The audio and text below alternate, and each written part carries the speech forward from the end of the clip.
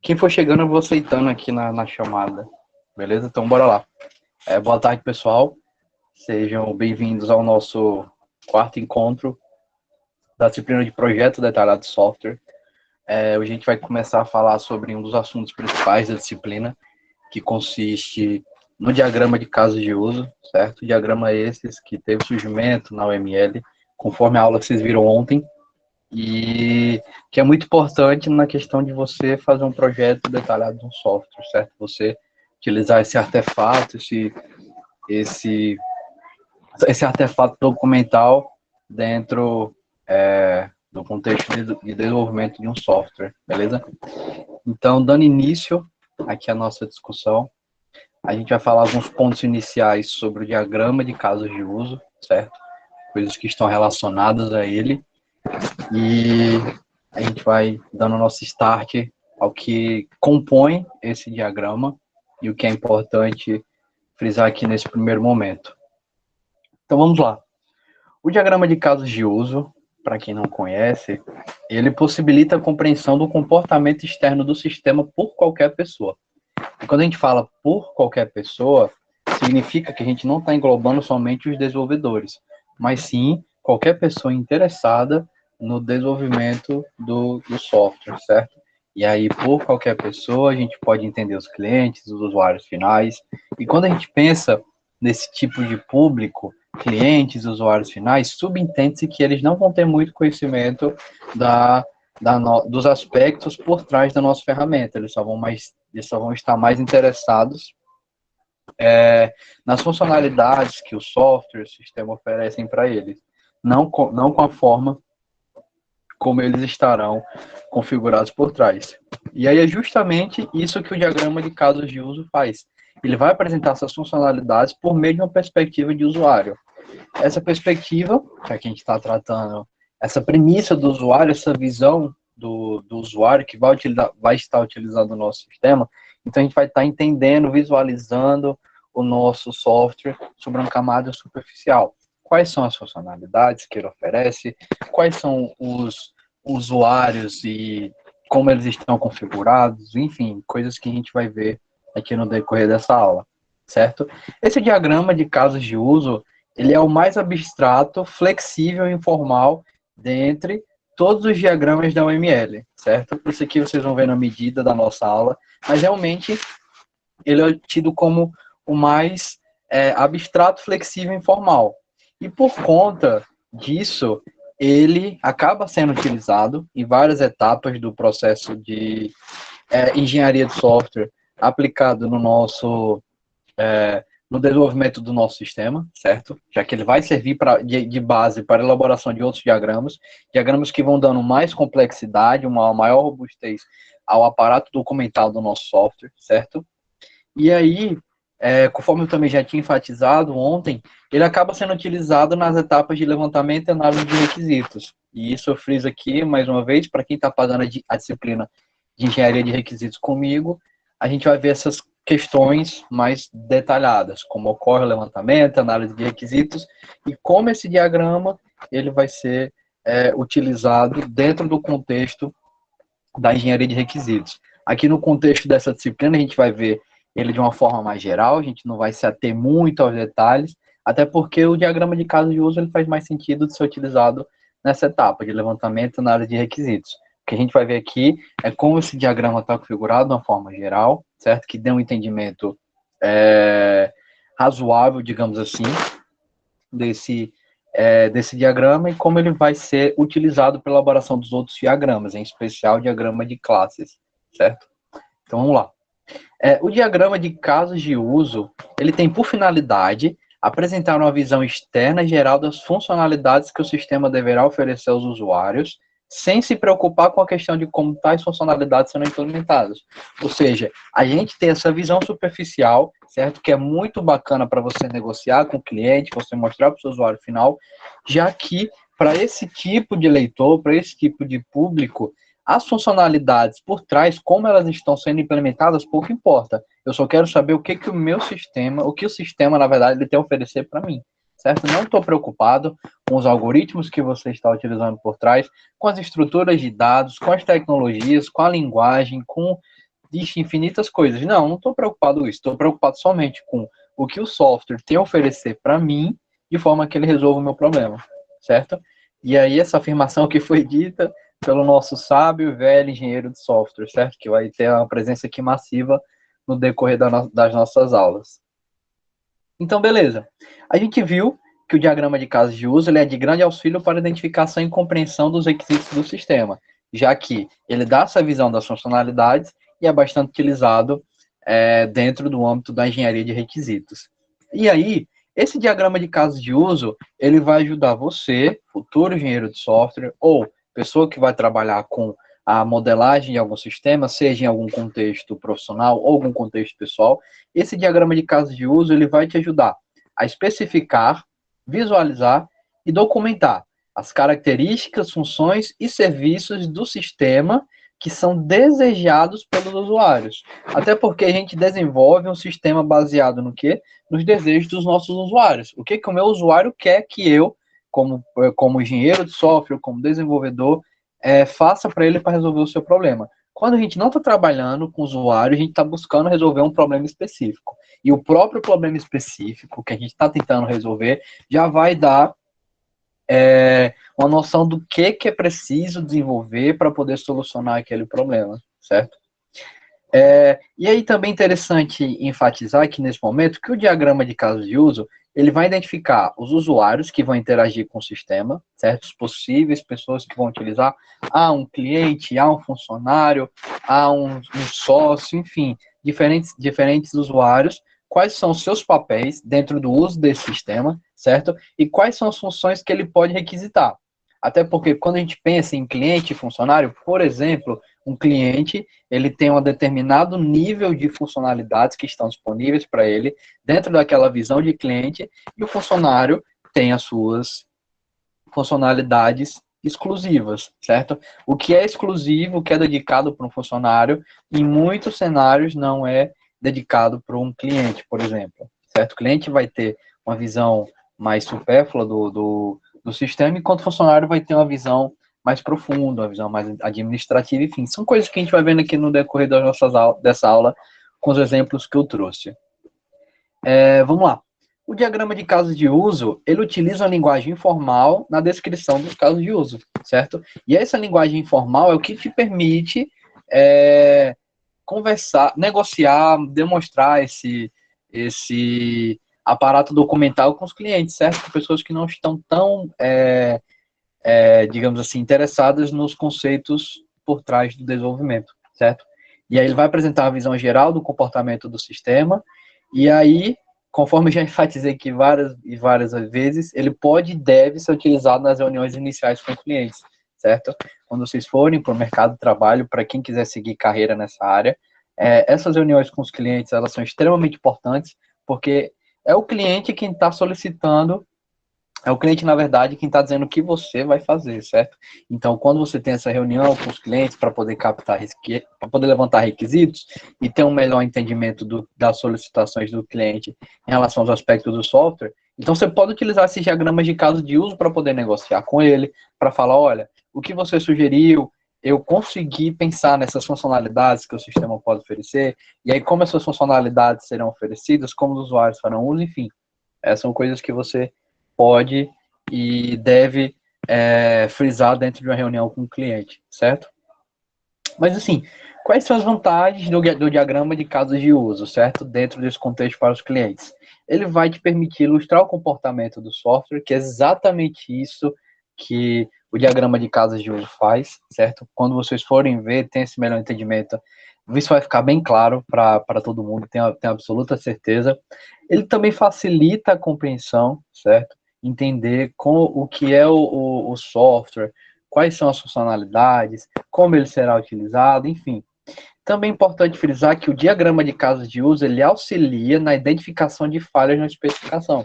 Vejam só, quando a gente está trabalhando com esse aparato documental e tomando que o diagrama de casos de uso é a base para a elaboração de outros diagramas, então a gente consegue sim, através dessa análise, identificar as falhas. O que está faltando, o que não faz sentido ter, se o que a gente pensou vai ser útil dentro daquele contexto? Se não for, como a gente pode expandir isso? Enfim.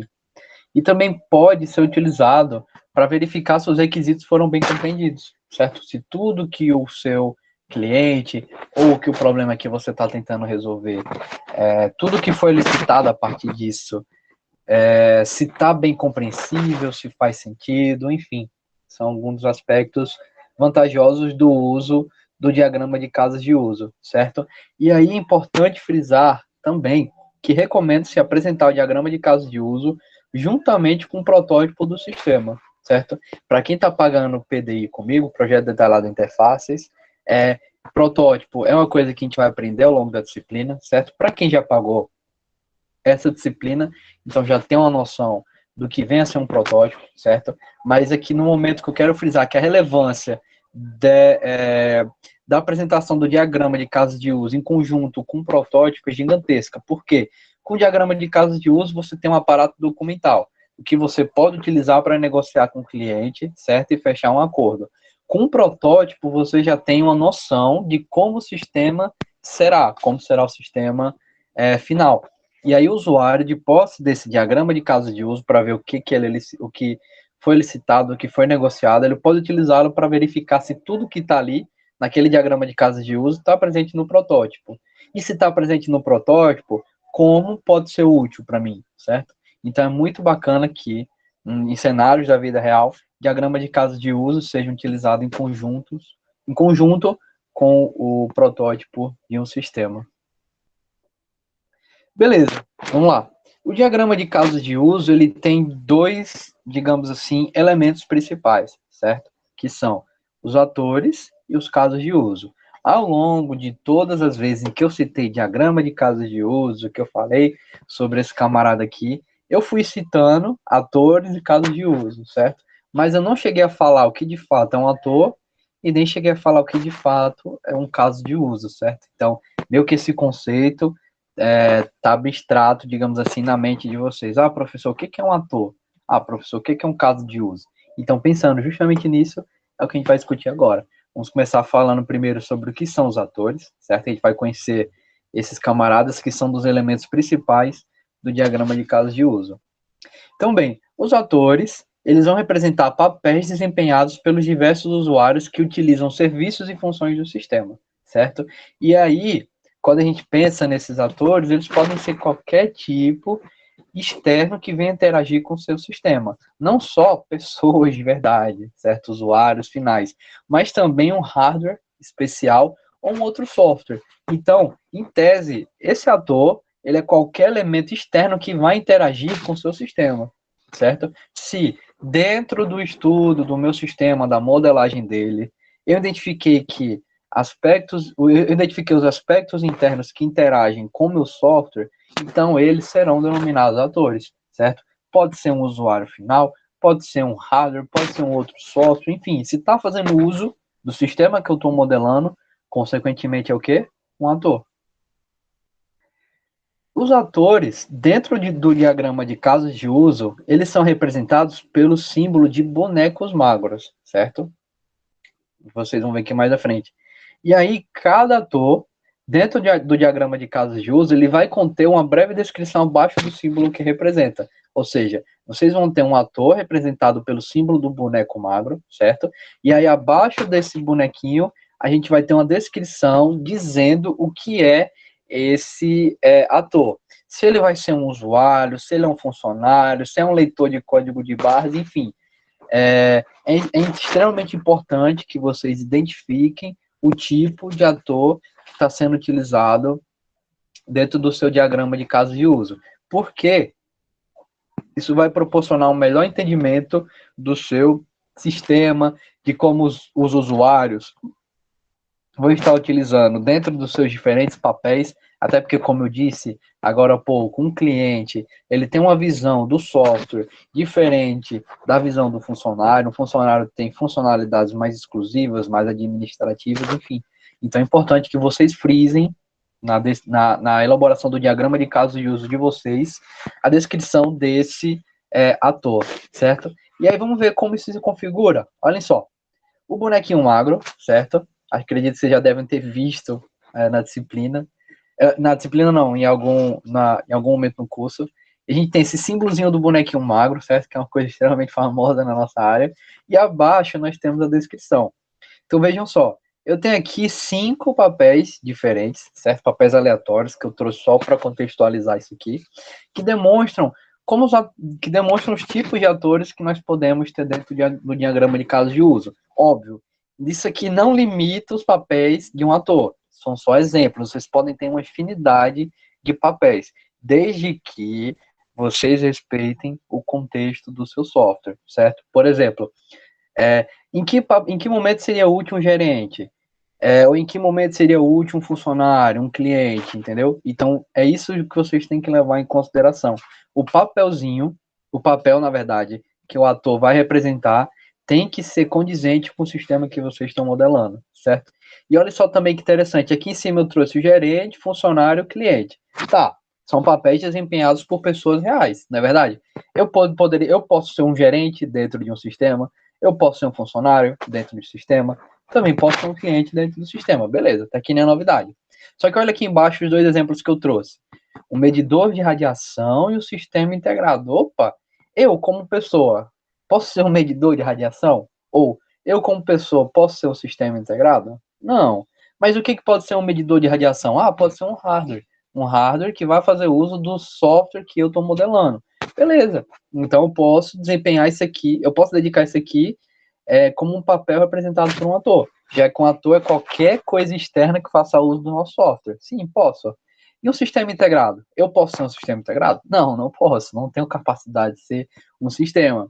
Mas uma API, por exemplo, alguma outra coisa que está fazendo uso do meu software, ela pode sim ser um sistema integrado. E está fazendo uso do meu software de uma forma externa, então faz sentido representar dentro do meu diagrama, beleza? Só que, como eu tinha dito para vocês, os atores são representados por esse símbolo de boneco agro. Então fica meio confuso quando a gente está dizendo aqui um bonequinho que representa uma pessoa e abaixo um papel que representa o hardware. Tá, isso dá um certo nó na cabeça. Mas, infelizmente, é uma das limitações dessa notação, certo? Não sei se nas atualizações futuras, quando surgiu o ML 3.0, se eles vão conseguir, se eles vão delimitar um símbolo mais adequado para representar um ator que não seja uma pessoa. E aí, se tiver isso, massa, bacana, vai ficar mais compreensível. Mas por enquanto é o que a gente tem. Então, quando vocês forem. Então, independentemente de vocês representarem um papel desempenhado por uma pessoa, ou um papel desempenhado por um software, ou um hardware, sempre vai ter que ser utilizado esse símbolozinho aqui, do bonequinho magro, certo? Beleza, então o entendimento dos atores está claro, não é isso? Se alguém tiver alguma dúvida, pode mandar no chat que eu estou acompanhando. Então vamos passar aqui para o outro elemento principal do diagrama de casos de uso, que é os casos que são, na verdade, os casos de uso, né? Diagramas de casos de uso. Então, caso de uso é como se fosse a alma, o espírito e tudo isso. Então vamos conhecer um pouco mais sobre esse elemento principal. Bora lá. Os casos de uso, eles são utilizados para se capturar os requisitos do sistema, certo? E aí, quando a gente pensa em requisitos, para quem já pagou engenharia de requisitos, ou para quem está pagando, requisitos eles vão se referir a serviços, tarefas ou funcionalidades que são identificados como necessários ao meu software e que podem ser utilizados pelos atores.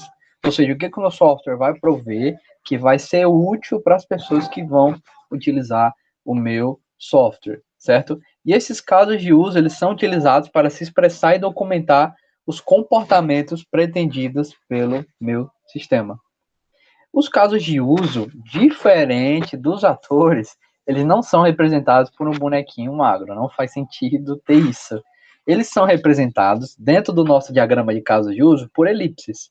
E aí, cada elipse dentro do diagrama de casos de uso, ela vai conter um texto que vai descrever que funcionalidade o caso de uso se refere, certo? Ou seja, eu vou ter uma elipse, dentro dessa elipse eu vou estar dizendo a funcionalidade que ela está representando. E aí, é importante frisar que não existe um limite de texto para o que possa estar contido dentro da elipse. Você pode escrever tudo bem detalhadamente, como você pode fazer de uma forma sucinta. O ideal, que é o que eu recomendo para vocês e o que é muito adotado na comunidade de modelagem de software, na engenharia de software, é que adote uma descrição sucinta, que você seja direto, que você diga a funcionalidade que vai estar sendo representada. Por exemplo, vejam só, nós temos aqui um caso de uso com a descrição sucinta e um caso de uso com a descrição verbosa. Os dois indicam a mesma coisa, mas vamos ver aqui a diferença e aí vocês vão entender melhor por trás. Olhem só. Consultar livro. Isso aqui não está sendo sucinto? Não está dizendo exatamente uma das funcionalidades que o meu software vai oferecer? Sim, consultar livro. Vamos ver aqui a outra. Consultar livro a partir dos dados de busca fornecidos pelo usuário. Beleza. Isso aqui é a mesma coisa disso, né? Os dois estão consultando livros. Os dois estão representando as funcionalidades do meu software, certo? Digamos que eu estou trabalhando com software de uma biblioteca, certo? Então, os dois estão representando a mesma funcionalidade. Só que qual dos dois é o mais ideal? Dentro do que está sendo feito no cenário de modelagem, o mais ideal é que vocês sejam sucintos. Por quê? Dentro de um diagrama de casos de uso, vocês não vão ter só isso aqui. Vocês não vão ter só um caso de uso representado. Vocês vão ter infinidade deles. Diversos, muito mesmo. E aí, se vocês têm essa descrição verbosa, seu diagrama de caso de uso ele vai acabar ficando um pouco, digamos assim, carregado, né? Vai ficar meio complexo. E o ideal é que, tipo, vocês deixem o diagrama de casos de uso mais sucinto, mais enxutinho, mais resumido, certo? Frisando no que é realmente essencial. E quando vocês forem documentar os casos de uso, o diagrama de casos de uso, que é uma das coisas que a gente vai aprender aqui também, quando vocês forem fazer essa documentação, aí sim vocês vão ser mais específicos, certo? Por quê? O diagrama de casos de uso ele é mais utilizado para demonstrar coisas para o cliente ou para você ter um entendimento geral. O cliente, se ele visse esse caso de uso verboso aqui, ele estaria mais preocupado em entender que o sistema que ele está pedindo vai consultar livro, ou ele está mais interessado em saber como essa consulta do livro vai ser feita, igual está sendo descrito aqui, ó, consultar livro a partir dos dados de busca fornecidos pelo usuário. E aí, se eu quisesse aumentar isso aqui, eu poderia colocar nome, editor, autor, enfim. Tá, se ele poderia estar ou não interessado nisso. Estaria interessado se ele fosse um cliente com um entendimento maior da área de desenvolvimento, ou que ele realmente, por algum outro motivo, quisesse saber esses aspectos por trás. Mas geralmente o que a gente encontra no mercado de trabalho, no mercado de desenvolvimento de software, são coisas assim. O cliente só está interessado em saber a funcionalidade e ver o software funcionando no final. Ele não está interessado em como você vai fazer a mágica acontecer, entendeu? Então, o mais ideal é que vocês adotem essa postura mais sucinta, certo? E é exatamente essa postura mais sucinta que eu vou adotar aqui no decorrer dessa disciplina, certo? A gente vai adotar essas coisas mais verbosas, digamos assim, quando nós formos documentar os nossos diagramas de casos de uso. E aí a gente vai ter um modelo padrão para ser seguido, certo? E a gente vai poder pegar isso aqui que está resumido e descrever como ele vai estar ocorrendo por trás. E aí, quando a gente faz isso, a gente entende que vai ser utilizado pelos desenvolvedores do meu software, já que é o público mais ideal, mais preocupado com essas questões mais detalhadas, beleza? Ok. A gente aprendeu sobre atores, a gente aprendeu sobre o que é o diagrama de casos de uso, já vimos atores, já vimos os casos de uso, certo? Outra coisa importante também, antes da gente começar a frisar como está configurado o diagrama de casos de uso, certo? Antes da gente ir para um maior entendimento disso, é necessário que eu fale um pouco para vocês sobre a fronteira do sistema, certo? E aí vocês entendam por que é importante delimitar a fronteira de um sistema dentro do diagrama de casos de uso. Então, bora lá. A fronteira do sistema, ela vai identificar um classificador que contém um conjunto de casos de uso. E aí essa fronteira do sistema vai permitir identificar um subsistema ou mesmo um sistema completo, certo? E aí, quando a gente pensa em fronteira, a gente entende que dentro dela vai estar contida coisas que são relevantes naquele contexto. Se eu estou representando o sistema, então dentro dela vai estar contido o que é interessante. Fora vai estar contido o que não é interessante, que não é englobado pelo sistema, certo? E aí, olhem só, os atores, eles são englobados dentro de um software, dentro do sistema. Você, usuário, você está inserido dentro de um software? Não, você não está lá dentro do código, Você não está morando ali dentro. Então, você acaba sendo, dentro do contexto do diagrama de casos de uso, um fator externo à fronteira do sistema, certo? Então, os atores, eles são externos ao sistema, enquanto os casos de uso são internos. Afinal, os casos de uso não representam os requisitos do sistema? Os requisitos do sistema não são exatamente o que foi desenvolvido? Então, sim, os casos de uso estarão dentro da fronteira do sistema. Os atores, pessoas que vão utilizar aquilo, estarão fora, certo? E aí, a fronteira ela é representada por um retângulo envolvendo os casos de uso. E ela também vai possuir um título que a descreve, conforme o exemplo aqui. Olhem só, eu estou modelando, aqui nesse exemplo, um sistema bancário. Imaginando um sistema bancário bem a grosso modo, bem superficial. O que eu tenho? Eu tenho um cliente, eu tenho um funcionário, certo? Tenho dois fatores externos aqui, dois atores externos. Dois personagens, digamos assim, que vão utilizar esse meu sistema. Eu como cliente e o funcionário lá do banco. Ótimo. O que esse sistema vai prover para nós dois? Tanto para mim como para o cliente, pensando assim. Ele vai permitir que eu ou o funcionário possamos abrir uma conta, certo? Vai permitir que nós possamos realizar um saque, vai permitir que nós possamos realizar um depósito. Nenhuma novidade aqui, certo? Tanto eu como funcionário podemos realizar tudo isso. Tá. Só que a gente agora está discutindo a fronteira do sistema. O que eu disse que era a fronteira do sistema? Era um retângulo cobrindo somente os casos de uso. Se esse retângulo tivesse cobrindo o cliente e o funcionário, não faria tanto sentido, porque cliente e funcionário não são elementos do meu software. Então, são coisas que eu preciso modelar dentro dele, certo? Mas os casos de uso, sim, devem estar contidos. Por quê? Casos de uso representam os requisitos. Requisitos representam o quê? As funcionalidades do meu sistema, o que o meu sistema provê para os usuários.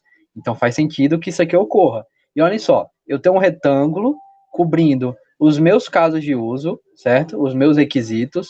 E aí esse retângulo está sendo identificado como que ele representa. Esse retângulo aqui está representando um sistema bancário. E um sistema bancário, a grosso modo, aqui nesse exemplo, vai possuir funcionalidades que permitam abrir uma conta, funcionalidades que permitam realizar um saque, funcionalidades que permitam realizar um depósito. Beleza? Pronto. Exatamente isso. Fronteira do sistema é isso. Só que olhem só, a forma como está modelado aqui o meu sistema, ela não está tão coerente. Por quê? Eu consigo determinar aqui, só olhando da forma que está, eu consigo determinar o que um cliente pode fazer dentro do sistema bancário? Da forma que está aqui? Não, por quê? Eu estou vendo aqui o meu ator, o meu cliente, fora do meu sistema bancário. Tá. O meu sistema bancário está englobando essas funcionalidades. Mas como eu delimito que o meu cliente pode utilizar essa funcionalidade de abrir conta? Ou como eu delimito que o meu cliente pode utilizar essa funcionalidade de realizar saque? E aí, digamos que por alguma regra de negócio desse banco, somente o funcionário pode realizar o depósito. Então, como eu delimito isso? Bem, a gente faz isso a partir das associações. E essas associações são o que vamos permitir um melhor entendimento do fluxo do sistema que está sendo modelado pelo diagrama de casos de uso. As associações, elas vão representar os relacionamentos entre os atores que fazem parte do diagrama, certo? Um relacionamento de um ator com outro ator. Vai representar também os relacionamentos entre os atores e casos de uso, certo? Um ator se relacionando com outros casos de uso. E também vai representar os relacionamentos entre os próprios casos de uso, um caso de uso se relacionando com outro, certo? É importante frisar que, para relacionamentos entre atores, certo? Ator e ator, ou entre casos de uso, um caso de uso e outro caso de uso, estes podem caracterizar uma generalização ou especialização, de acordo com o contexto. Para quem já pagou PO, já consegue ter uma noção do que vem ser isso. Para quem não pagou, não se preocupe, que mais à frente eu vou explicar, certo? Mas é exatamente o que vocês viram em PO, em Programação Orientada a Objetos, naquela questão de herança, certo? A gente vai representar justamente isso. Um ator que herda características de outro ator, certo? Ou então, um caso de uso, um requisito que herda características de outro caso de uso, enfim, coisa que a gente vai representar aqui, certo? E aí, olhem só, também é importante frisar que, para os relacionamentos entre casos de uso, ou seja, um caso de uso com outro caso de uso, estes vão denominar relações de inclusão ou extensão, certo? Que são coisas que a gente vai ver aqui no decorrer da nossa aula. Uma associação entre um ator e um caso de uso vai demonstrar que o ator, ele utiliza a funcionalidade do sistema representada pelo caso de uso, certo? E é exatamente isso que ocorre. Vou ter um caso de uso conectado a um ator. Se há essa conexão, se há essa associação, então significa que aquele meu ator vai poder utilizar aquele caso de uso. E também vai representar que aquele meu caso de uso vai estar disponível aquele ator, certo? E aí, por meio dessa associação, o ator ele vai poder requisitar a execução de uma função, certo? Ele vai ter acesso a essa funcionalidade. Então, tipo, se eu quero usar aquilo, se está conectado a mim, de acordo com a modelagem que eu estou fazendo, então, na vida real, o meu ator vai poder utilizar aquilo. E também, se há essa associação, significa que o resultado produzido pelo aquele caso de uso, pelo aquele requisito, vai poder ser recebido pelo ator, certo? Ou seja, o que aquele caso de uso fez, o resultado final vai poder ser apresentado àquele determinado ator, certo? Ele vai ter esse nível de acesso a verificar essa informação. Nós temos que a associação entre um ator e um caso de uso, ela é representada por uma linha ligando o ator ao caso de uso. Nenhuma dificuldade, certo? É a coisa mais básica de enxergar isso. A gente vai ver aqui no exemplo mais à frente. E aí há casos nos quais a extremidade dessa linha ela vai conter setas. E aí essas setas vão indicar o fluxo das informações do sistema. Ela vai indicar se as informações são fornecidas pelo ator, ao caso de uso, ou se as informações são transmitidas pelo caso de uso ao ator. Só que isso é uma coisa muito incomum. O mais ideal é que vocês adotem essa forma de transmissão bidirecional. Ou seja, que o ator se comunique com o caso de uso se comunique com o ator. Quando houver algum contexto específico, algo mais intrínseco do sistema que vocês estão modelando, aí sim vocês podem ter na extremidade dessa linha uma seta indicando o fluxo da informação. Mas já ressalto que isso é muito comum, certo? Não preciso se preocupar tanto com isso. Então, beleza, vamos aqui analisar como essa conexão está ocorrendo por trás. Eu agora aqui estou modelando o sistema de uma biblioteca. Dentro do sistema da biblioteca, quais são os requisitos que eu posso ter? Eu posso consultar um livro, posso devolver um livro, posso emprestar um livro, posso adicionar um livro, posso comprar um livro. Tá. Se são requisitos, consequentemente são o quê? Casos de uso. Então tá aqui, estou representando os casos de uso pelas elipses. Cada elipse está tendo o quê? Uma descrição sucinta, ó. Tá tudo muito resumido, já está indicando, já tá indo direto na mosca, apontando o que aquele caso de uso faz, certo? Nenhuma novidade até aqui. Eu tenho quais atores? Eu tenho um leitor, eu tenho um atendente e tenho uma bibliotecária. Tá. São possíveis atores externos, certo? Fatores externos que vão fazer uso do meu sistema de biblioteca. E como eu sei o que é o meu sistema de biblioteca? Eu tenho essa fronteira aqui, ó, delimitando. Todo esse retângulo aqui por trás está delimitando o que é o meu sistema de biblioteca. O que está fora dele são os fatores externos que vão fazer uso desse meu sistema.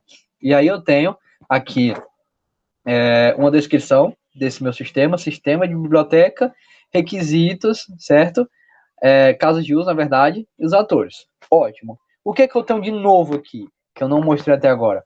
Nós temos agora essas conexões, essas associações, representadas pelas linhas. Vejam, uma linha está conectando um ator a um caso de uso. Olha só, o atendente. O que um atendente consegue fazer dentro do sistema de uma biblioteca? O meu atendente, ele consegue consultar um livro? Sim, consegue. Ele consegue devolver o livro?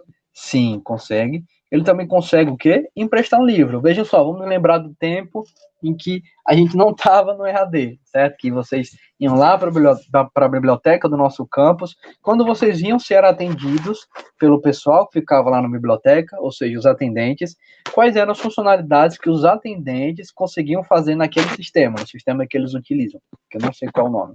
Eles poderiam fazer exatamente isso aqui. Eles poderiam consultar um livro, certo? Eu quero alugar o livro ML 2.0. Tá, ele ia lá, procurava, via se estava disponível. Se vocês quisessem esse livro, eles iam lá, podiam emprestar para vocês. Ou se vocês fossem devolver, vocês iam lá e devolviam. Então, isso aqui são coisas que ele pode fazer. Beleza. Só que, olha só, vocês usam esse sistema, mas de uma forma indireta. Por quê? Você, como leitor, não tem acesso à funcionalidade de consultar um livro, de devolver um livro ou de emprestar um livro. Talvez eu acho que essa funcionalidade de consultar livro esteja disponível naqueles computadores que ficam externos. Acho que ficou faltando aqui uma conexão nisso. Mas vocês sim podem consultar um livro. O que vocês não podem fazer é devolver e emprestar, certo? Mas consultar vocês podem. Vejam que aqui ficou faltando uma conexão, certo? Mas enfim, vocês como leitores não vão ter acesso direto a essas funcionalidades. Vocês vão precisar de um outro ator para fazer isso para vocês, certo? Então vocês vão lá na nossa biblioteca e para interagir com o sistema da biblioteca, vocês vão interagir com o atendente. E aí sim, o atendente é quem vai ter acesso a essas funcionalidades. Beleza? Vamos lá. Só que o nosso sistema da biblioteca ele é composto por outras funcionalidades. Que funcionalidades são essas? A funcionalidade de adicionar um novo livro ou de comprar um livro, certo? O atendente, ele vai ter essa capacidade de adicionar um livro ou de comprar um livro? Eu não sei, depende um pouco da regra de negócio do sistema, certo? Mas adotando essa regra de negócio aqui que eu pensei, essas duas funcionalidades, esses dois casos de uso, eles estarão mais exclusivos a pessoa que representa a bibliotecária ou bibliotecária, certo? Por quê? Se a gente tem essa função dentro do nosso campus, consequentemente entende-se que coisas mais cruciais, digamos assim, para o sistema da biblioteca serão mais críticas. Coisas mais críticas do sistema da biblioteca serão desempenhadas pelo papel da bibliotecária. Então, a bibliotecária ela vai adicionar um livro e ela vai comprar um livro, certo? E aí vejam só, é o que está sendo representado exatamente aqui nessa modelagem. Não existe nenhuma conexão entre o atendente e essa funcionalidade de adicionar livro. Somente essa funcionalidade somente está sendo conectada à bibliotecária. Consequentemente, entende-se que somente esse papel aqui, a pessoa, o ator que representa uma bibliotecária ou um bibliotecário, ela pode adicionar ou comprar um livro, certo? E aí, como a gente também tem aqui um leitor e um atendente, eu não tenho acesso direto a nenhuma dessas funcionalidades, certo? Eu só tenho acesso à funcionalidade de consultar livro, só que lembrando, eu não coloquei aqui uma conexão, mas poderia ter feito isso, certo? Deixei passar em branco, peço desculpas, mas o atendente vai ter sim acesso a essas funcionalidades, então por isso que eu acabo me comunicando com ele para fazer uso dessas funcionalidades do sistema de biblioteca, beleza? Ok. Também a gente pode ter, nas associações, uma descrição própria, indicando o que está sendo ocorrido por ali. E aí isso é útil quando há necessidade de se esclarecer a natureza da informação que está sendo transmitida ou para dar um nome à associação. Só que aí eu friso mais uma vez, isso não é tão comum, certo? Não é tão comum como o que eu tinha enfatizado alguns slides há pouco, que é a questão da direção do fluxo das informações, certo? Então isso não é algo tão comum, e eu também não trouxe um exemplo para enfatizar isso. Mas não se preocupem, porque o mais comum é que vocês encontrem coisas desse tipo, certo? E é exatamente o que vocês vão trabalhar. Mas eu só trouxe isso para frisar que vocês podem ter, sim, dentro dessa associação, uma breve descrição, dizendo o que está ocorrendo aqui. A bibliotecária está querendo comprar um livro. Vocês fazem uma descrição aqui, por exemplo, certo? E aí isso é útil quando vocês tiverem algum contexto específico que necessite enfatizar isso. Beleza? Pronto. Eu também falei alguns slides atrás que dentro da modelagem, do diagrama de casos de uso, nós temos coisas relacionadas à generalização e especialização, certo?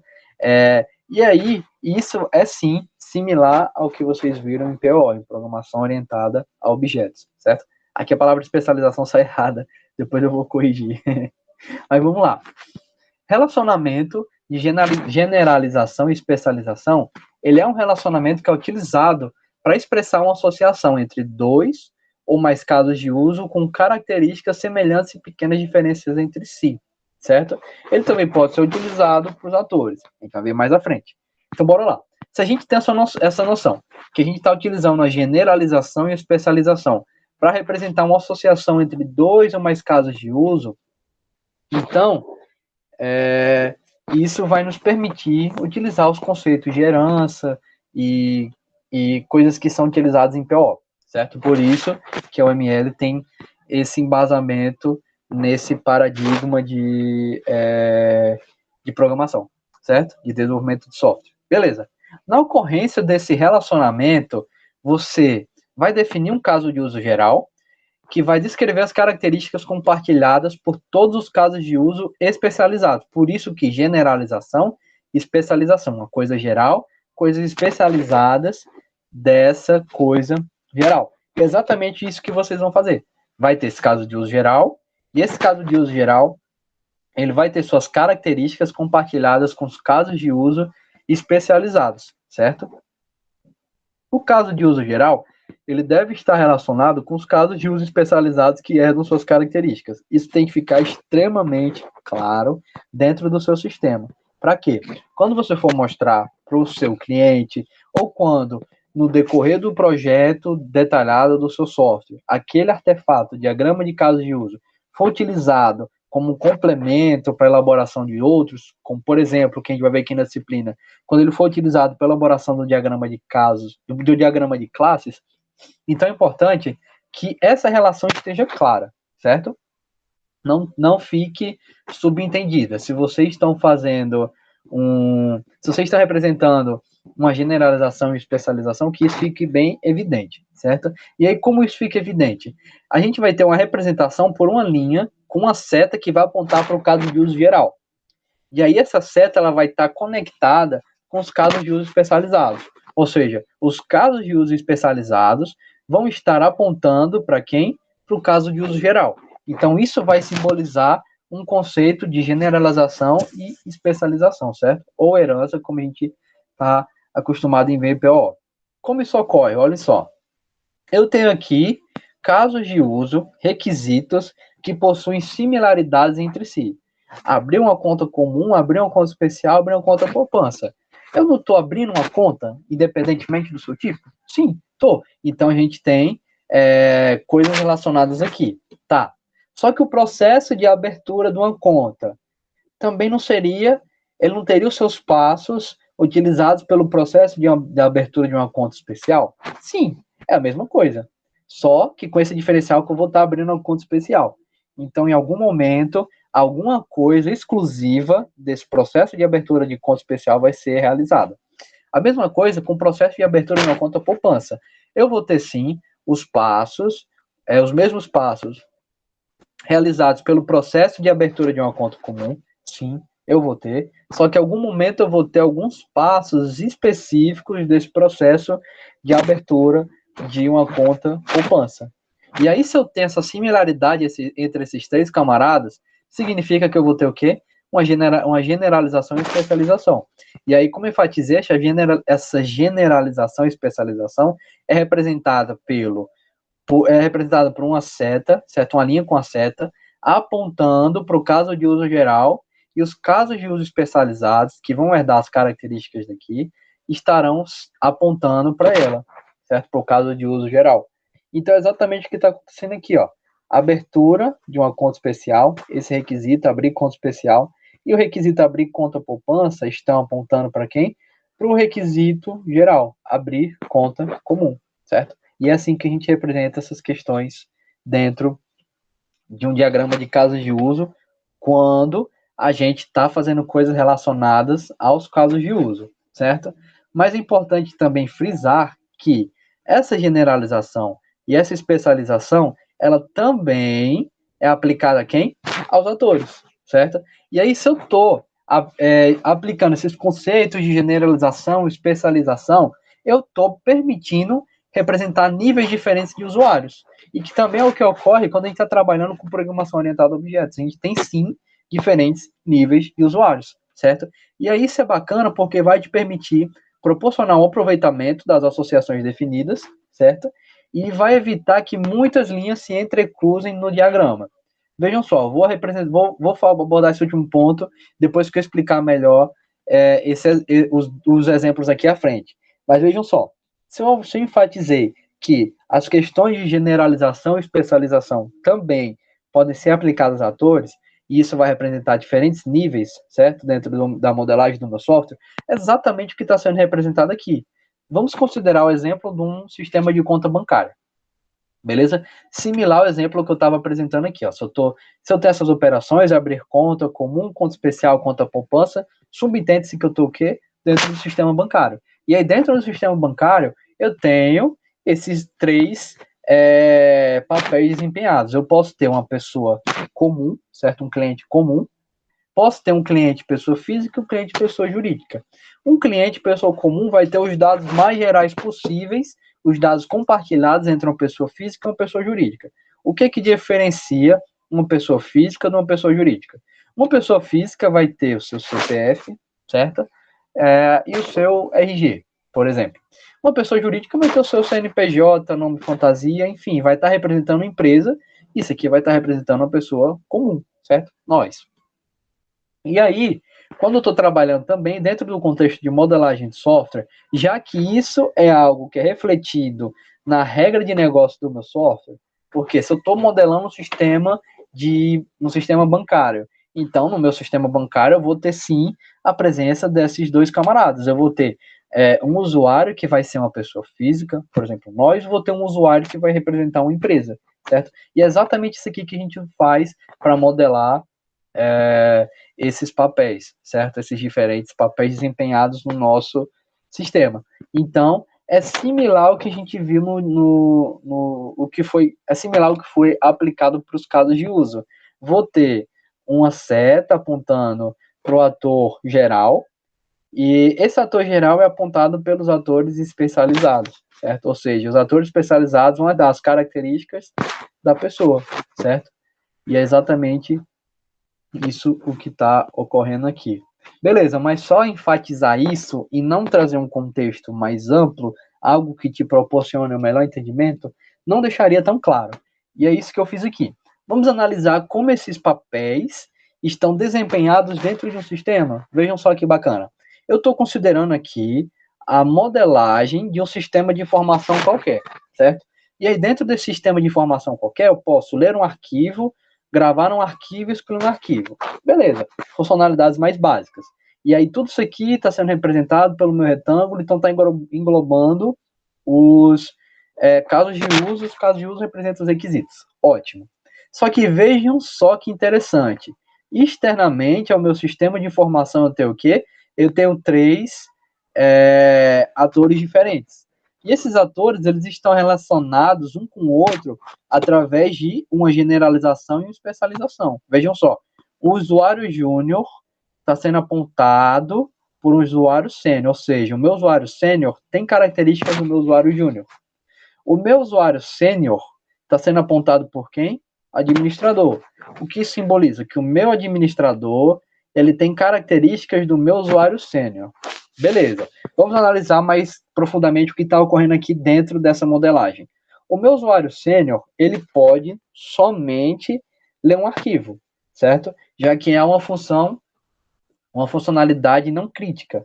Ele pode ler um arquivo. Se ele fizer alguma besteira, alguma burrada, não vai ter um impacto dentro do contexto do sistema de informação. Então, por isso é no usuário júnior, certo? Vai fazer só o básico. Eu tenho um usuário sênior. O meu usuário sênior está herdando as características do meu usuário júnior. Se eu estou falando que esse meu usuário sênior está herdando as características do meu usuário júnior, consequentemente, ele vai herdar também as suas relações. Ou seja, o meu usuário sênior, ele não vai somente gravar um arquivo, igual está aqui, ó, usuário sênior, gravar arquivo, uma coisa que ele faz. Ele vai poder também ler um arquivo. Por quê? Um usuário sênior também é um usuário júnior. E o usuário júnior lê um arquivo, certo? Então, meu usuário sênior pode gravar e pode ler um arquivo. O meu usuário júnior pode gravar um arquivo? Não. Por quê? O meu usuário júnior é o geral, certo? O meu usuário sênior é o especializado. Então, ele tem um nível de acesso maior às funcionalidades desse meu sistema de informação. Beleza? Pronto. Vamos analisar aqui o terceiro papel. Um administrador. Um administrador, ele pode escolher um arquivo. Tá, é uma coisa que o administrador pode, certo? Por quê? Se é um administrador, ele vai ter um acesso maior às funcionalidades mais críticas, ele vai ter acesso, na verdade, às funcionalidades críticas do meu sistema, já que ele está desempenhando esse papel de administrador. Então, se ele está desempenhando esse papel, então ele tem mais competência para isso. Se ele tem competência para excluir um arquivo, Então vai ser um usuário administrador. Beleza, nenhuma novidade aqui. Só que vejam só, o meu usuário administrador, o meu ator que está com esse papel, ele está herdando as características do meu usuário sênior. E o meu usuário sênior herdou as características do meu usuário júnior. Então, o que isso significa por trás? Isso significa que o meu administrador, ele pode excluir um arquivo, certo? Que é o que ele pode fazer aqui de uma forma direta, digamos assim. E ele também pode gravar um arquivo e ler um arquivo. Por quê? Ele não está herdando as características do meu usuário sênior, que está herdando as características do meu usuário júnior. Se ele está herdando as características desses dois camaradas, consequentemente, ele vai ter acesso a essas outras duas funcionalidades. Beleza? O que não está ocorrendo com o meu usuário júnior, já que ele não herda nada de ninguém, então ele só lê um arquivo. O meu administrador é das características do sênior e do júnior, então ele pode ler arquivo, gravar arquivos, ler arquivo. Certo? Então é mais ou menos assim, ó. É, na verdade, assim que a gente representa esses níveis diferentes de esses papéis, esses níveis diferentes dentro de um contexto, de a modelagem de um software, certo? Pronto. Só que eu enfatizei aqui também que esses conceitos de generalização e especialização também são utilizados para você evitar que muitas linhas se entrecruzem no diagrama. E é justamente o que eu representei aqui nesse outro exemplo. Ó. Se eu tinha aqui essa coisa mais organizada, certo? Um pouquinho mais complexa de entender, eu poderia ter isso aqui também, ó. Eu poderia ter um usuário júnior, um usuário sênior, administrador, e delimitar aqui de uma forma direta as funcionalidades, os requisitos, os casos de uso que estão acessíveis a cada um deles, ó. Meu usuário júnior somente tem acesso a ler arquivo, meu usuário sênior pode ler um arquivo e pode gravá-lo, meu administrador tem acesso a tudo. Tá, beleza. Posso fazer isso aqui? Pode, não vai ter muito impacto. Só que quando você não faz isso, você está deixando implicitamente que você na verdade está ignorando esses conceitos de herança. Porque quando a gente está programando dentro dentro de um contexto orientado a objetos, a herança é um dos fatores básicos, certo? É uma das coisas que a gente tem como base dentro do contexto de PO. Então, se você não está representando esse contexto de herança e está fazendo isso aqui, então você vai estar abrindo, vai estar proporcionando uma abertura para o surgimento de problemas dentro da sua especificação, certo? Além de que você vai estar tendo muitas linhas se entrecruzando. Claro, aqui nesse exemplo, a gente só tem 3 funcionalidades, 3 casos de uso, mas se a gente estivesse representando um sistema real, modelagem do sistema real, a gente teria muitos casos de uso. Então, se a gente tivesse com essa bagunça aqui, ia ficar difícil de entender, ia ficar entedioso, ia ficar chato, enfim. Não seria tão bacana quanto você adotar essa postura, certo? Então, o ideal é que vocês adotem essa postura quando forem representar conceitos de herança, para quem já pagou o PO, ou quando vocês forem representar esses papéis que estão relacionados, para quem ainda não pagou o PO e vai pagar, certo? Beleza, vamos lá. Mas só falar de generalização e especialização ainda não abrange tudo que os diagramas de casos de uso podem fazer. Por quê? Os diagramas de casos de uso, eles também possuem conceitos relacionados à inclusão, extensão e outros que eu vou apresentar aqui no decorrer da nossa aula. Então, vamos começar falando sobre o primeiro deles, a inclusão. Vamos entender uns conceitos que são mais importantes dentro do diagrama de casos de uso, certo? A inclusão, ela é utilizada quando existe um cenário, situação, rotina comum a mais de um caso de uso. E aí, quando a gente está representando uma coisa que é comum a mais de um caso de uso, a gente vai ter um relacionamento de inclusão, e esse relacionamento de inclusão ele vai indicar uma obrigatoriedade da sua execução. O que eu quero dizer? Se eu estou executando um caso de uso, consequentemente, eu vou obrigar também a execução desse segundo, já que eles estão relacionados através de uma relação de inclusão. Se eu executei o primeiro, consequentemente, eu vou ter a execução do segundo. Eles estão conectados dessa forma, certo? Isso pode ser comparado, na verdade, chamado de uma subrotina de uma função, certo? Por exemplo, dentro de uma determinada funcionalidade, de uma função que vocês programaram, dentro dela vocês fazem chamada de outra função. E essa chamada de outra função está representando outro requisito dentro do seu sistema. Então, a gente sabe que, por trás, na programação, Quando a gente chama uma função que chama outra função, a primeira função que foi executada levou à execução dessa segunda função. E é exatamente isso que a inclusão representa, certo? Um requisito, um caso de uso que está sendo executado, levou também à execução de segundo caso de uso, certo?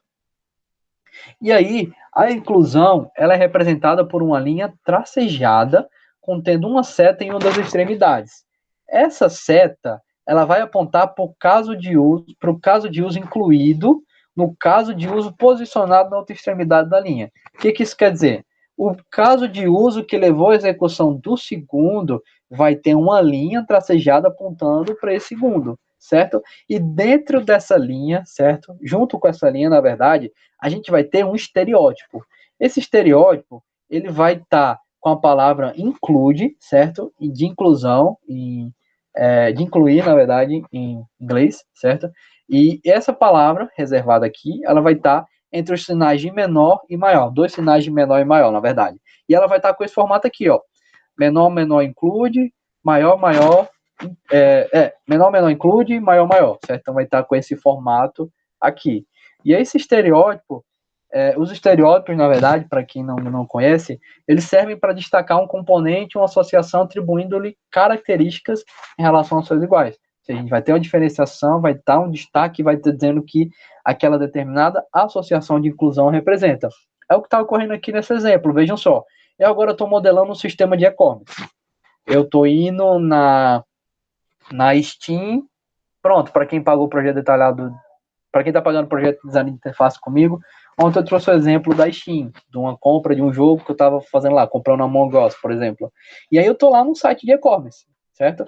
E aí, quais são as funcionalidades que a Steam, por exemplo, ela me fornece como cliente? Eu posso realizar o meu login, eu posso adicionar um produto a um carro, ao carrinho, eu posso visualizar o meu carrinho de compras, eu posso concluir o pedido. E é exatamente o que eu estou representando aqui nessa modelagem.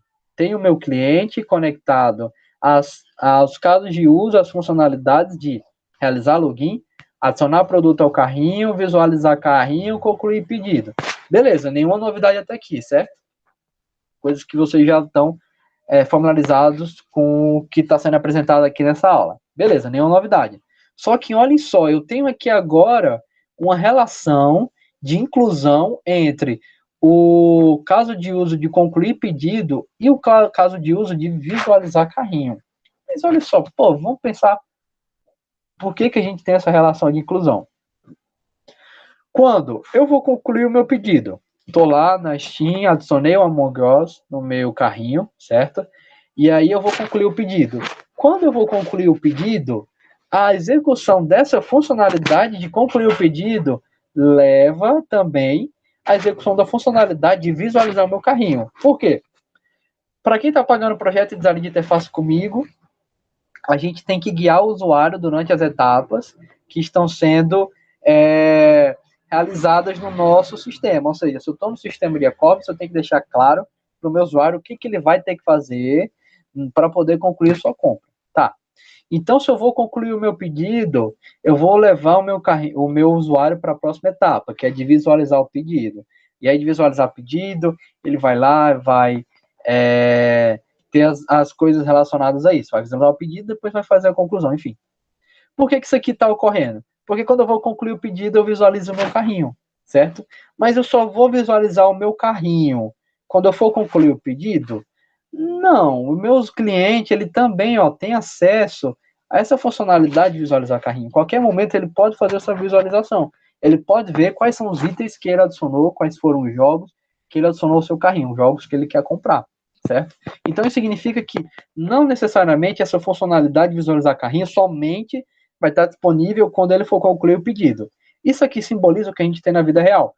Quando ele for concluir o pedido, consequentemente eu vou levar também a visualização do carrinho. Isso aqui é uma coisa obrigatória, por isso nós temos o include.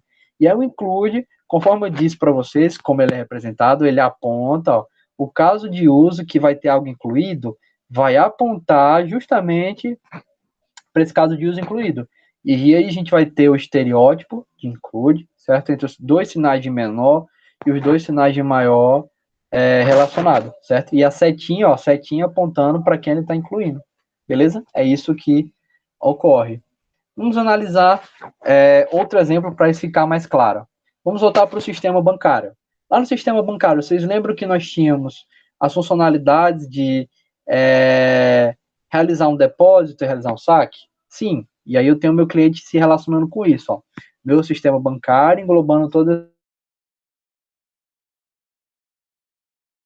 acesso a essa funcionalidade de registrar movimento? Não. Até porque você para pensar, meu Deus, o que o meu cliente vai fazer com essa funcionalidade de registrar movimento? Né? Não faz tanto sentido para o cliente, numa relação direta com ele. Mas esse registro de movimento faz sentido quando você analisa o contexto de realizar depósito e realizar um saque. Quando você vai fazer uso de um sistema bancário, vai utilizar, por exemplo, o Banco do Brasil e você realiza um saque. Não é registrado o movimento financeiro que você fez? Sim, é registrado. E é exatamente o que está sendo representado aqui, ó. O saque, a realização dessa funcionalidade, levou à execução obrigatória dessa outra. Ou seja, é obrigatório que, quando o cliente realizar um saque, seja registrado o seu movimento. A mesma coisa para o depósito. Quando o cliente realizar um depósito, obrigatoriamente registre o seu movimento, certo? E é isso que está acontecendo. E aí, para que eu trouxe esse exemplo? Para que vocês vejam também que um determinado caso de uso, certo? Que está sendo incluído, entre outros, ele pode ser incluído em mais de um. Não necessariamente a gente vai ter só isso aqui, ó. Um caso de uso relacionado a um caso de uso incluído. Não, a gente pode ter isso aqui, ó. O mesmo caso de uso incluído por dois ou mais deles, uma infinidade, certo? Isso é algo normal, que é justamente o que está sendo representado aqui nesse contexto. Independentemente do tipo de movimento financeiro que o cliente fez, se é um depósito ou se é um saque, esse movimento é registrado, beleza? E é o que está sendo representado aqui. Ótimo. Relação de inclusão tá ok? Se alguém tiver alguma dúvida, pode mandar aí no chat, certo? Vamos lá aqui para a próxima, relação de extensão. A relação de extensão também é um dos conceitos mais importantes do diagrama de casos de uso, e ela é utilizada para se descrever cenários opcionais de um caso de uso, certo? Esses casos de uso, que nós chamamos aqui de estendidos, já que a gente está na relação de extensão, se anteriormente eram incluídos, agora são estendidos. Eles vão descrever cenários que apenas ocorrerão em situação específica se uma determinada condição for satisfeita. Ou seja, a gente não tem mais aquele conceito de obrigatoriedade. Se a gente tinha isso aqui, ó, se eu estou realizando um saque, um depósito, obrigatoriamente eu vou registrar um movimento, na relação de extensão, a gente vai ter a possibilidade de fazer o caso de uso estendido ou não, certo? A gente não tem mais essa obrigatoriedade. Se a gente não tem mais essa obrigatoriedade, então é necessário que o código que vai estar por trás, ele realize um teste para determinar se é necessário executar esse caso de uso estendido ou não, certo? Isso simboliza que essas associações de extensão, elas representam eventos que não ocorrem sempre, diferente da relação de inclusão, certo? Que representava eventos que sempre iam ocorrer. Na extensão, não. A gente tem essa possibilidade de executar ou não. A relação de extensão, certo? Ela possui uma representação muito semelhante às associações de inclusão. Ou seja, a gente também vai ter aquela linha tracejada com a seta. Só que as diferenças são que essa seta vai apontar para o caso de uso que utiliza o caso de uso estendido. Ou seja, se anteriormente a gente tinha a seta apontando para o caso de uso incluído, a gente vai ter o inverso. O caso de uso estendido é quem aponta para o caso de uso que pode vir a utilizá-lo, certo? E o estereótipo a ser adotado, a segunda diferença, vai ser o extend, com o mesmo formato do include, entre os dois sinais de menor e os dois sinais de maior, beleza? Vamos ver aqui um exemplo disso, olhem só. Quando a gente vai fazer a nossa... Todo mundo aqui, na verdade, tem Facebook, certo? Acredito eu. Para quem não tem, faça uma rede bem interessante. Mas todo mundo aqui conhece. Ou então, se não conhece, isso aqui vai ficar claro quando eu for explicar. Vejam só. Analisem aqui essa funcionalidade de login. O que eu tenho? Quando eu vou realizar o meu login, eu entro com meus dados e clico aqui, ó, em login, certo? Isso é uma coisa que eu vou representar aqui na modelagem a seguir. Só que vejam só, eu tenho duas possibilidades. Eu tenho uma terceira, mas eu vou ignorá-la aqui. Eu tenho duas possibilidades. Eu posso inserir meus dados, clicar no botão de login. Como eu também posso criar uma nova conta. Se eu não possuo esses dados de login, significa que é o quê? Não crio uma conta. E exatamente isso que está sendo representado aqui. Olhem só. Eu, como usuário, posso realizar um login. Se eu não vou realizar um login, então eu posso o quê? Criar uma nova conta. E aí, se eu também poderia ter colocado isso aqui, ó, buscar recuperar informações de acesso, que está aqui, forgot password, que foi o que eu não coloquei. Mas aqui é justamente o que eu estou representando, ó. Eu tenho aqui uma pequenina parcela do Facebook, né, modelada, óbvio, do Facebook, não é só isso aqui, mas eu tenho aqui duas funcionalidades oferecidas por esse sistema. Realizar o login e criar nova conta. Eu, como usuário, posso realizar o login. Tá. Só que se eu não for realizar o login, o que eu posso fazer? Eu posso criar uma nova conta, mas eu não sou obrigado a sempre que eu for realizar o login, criar uma nova conta. Eu posso fazer isso ou não. Quando é que eu posso fazer isso? Eu vou criar uma nova conta quando eu não tiver um perfil prévio criado, que é justamente o que está sendo representado aqui, ó. Eu tenho a funcionalidade de realizar login, a partir dela eu posso criar uma nova conta e eu também poderia recuperar os dados da minha conta, certo? Que foi o que eu não coloquei na modelagem. E é o que está sendo representado aqui, eu posso ou não criar uma nova conta, isso é opcional, depende do uso que eu estou querendo fazer nesse momento. E aí por isso está aqui, ó, o extend, e o extend, e essa relação, na verdade, de extensão, está sendo apontada pelo caso de uso estendido. Esse caso de uso, criar nova conta, ele pode ou não ser executado pelo caso de uso realizar login. Isso vai depender do contexto que o meu cliente, que o meu usuário, que eu como usuário, estiver inserido, certo? Para ficar melhor, para ficar mais claro, mais evidente, vamos voltar para o sistema bancário? No sistema bancário, nós temos um cliente, um funcionário, e aqui eu estou só pegando uma pequena visão dele. Que visão é essa? A visão de encerrar a conta. Quando eu for encerrar minha conta, eu posso ter acesso a essa funcionalidade. Sim. O meu banco não pode impedir que eu encerre minha conta. Se eu quiser encerrar minha conta a qualquer momento, eu posso fazer isso. Posso. Eu acesso ao sistema bancário e encerrar minha conta.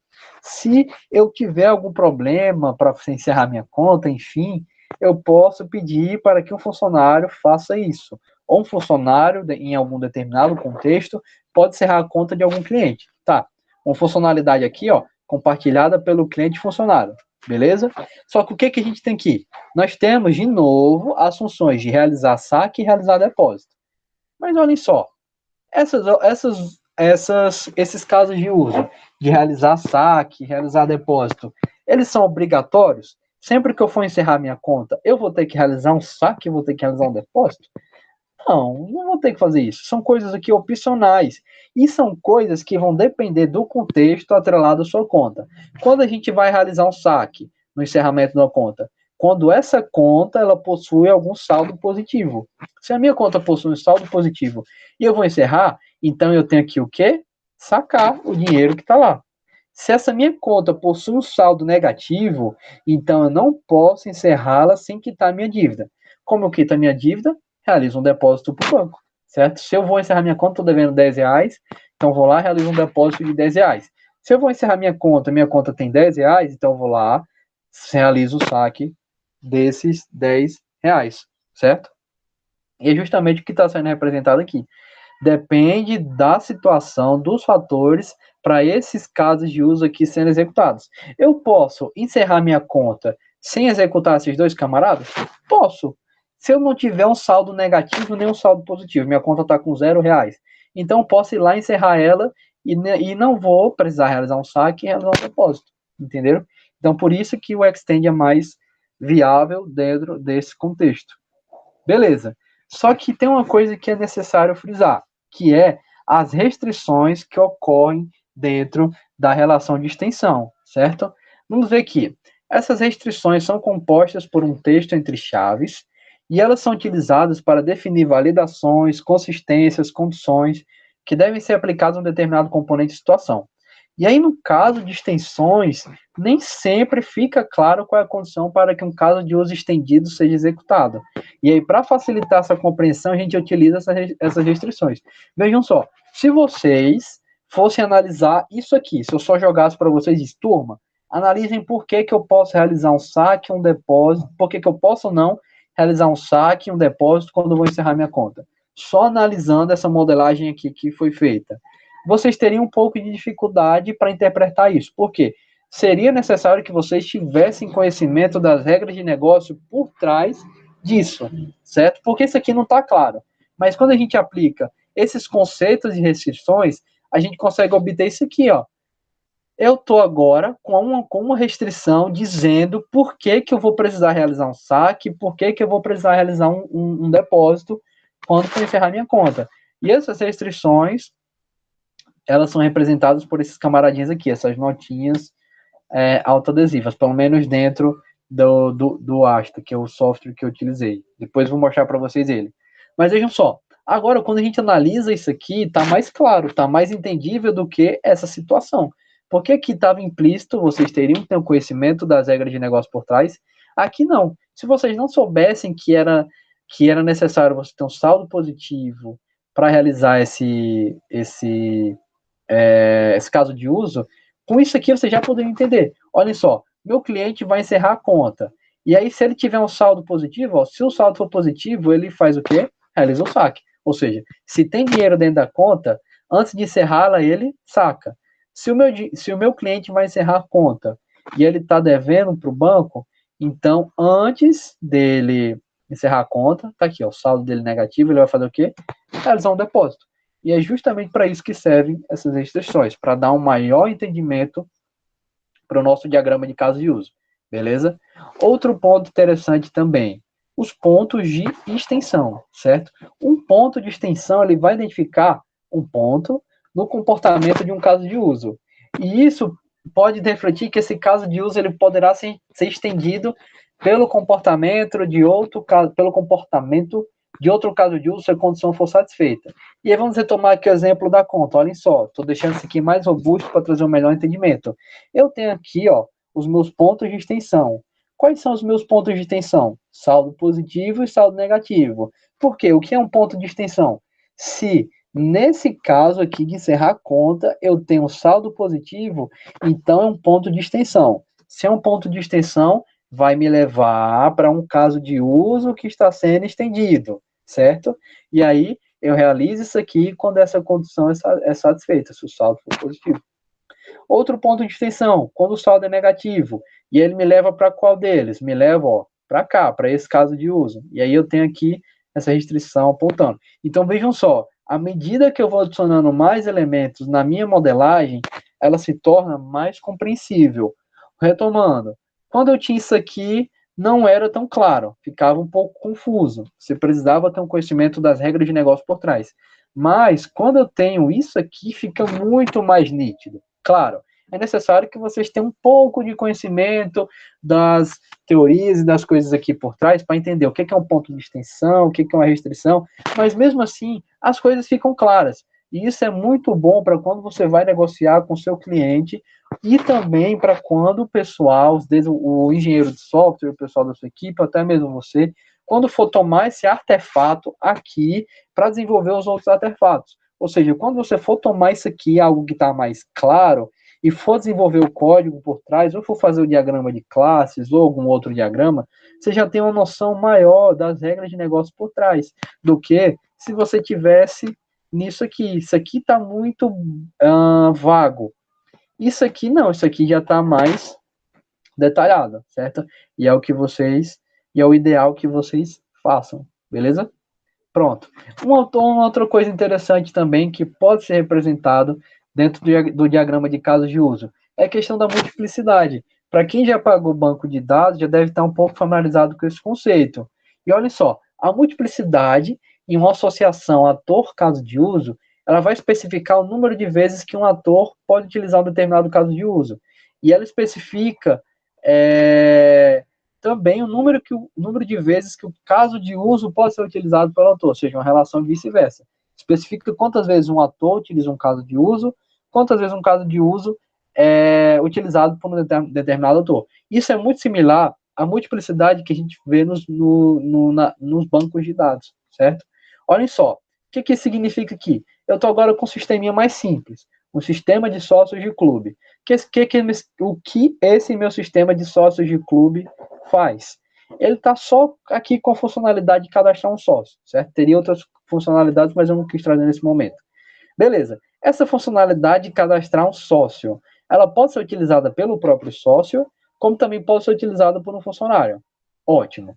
Só que vejam agora que eu tenho coisas novas aqui, ó, nas associações. Vamos analisar mais fácil de entender. Associação de um sócio.